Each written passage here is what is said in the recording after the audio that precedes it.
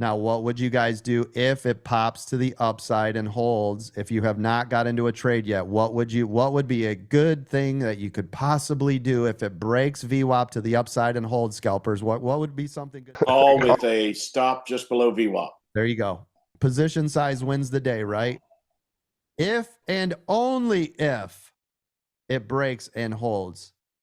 I like a break and hold on Amazon above 155.44. Otherwise, that's all crap. It's still a put to me. Do you understand the difference?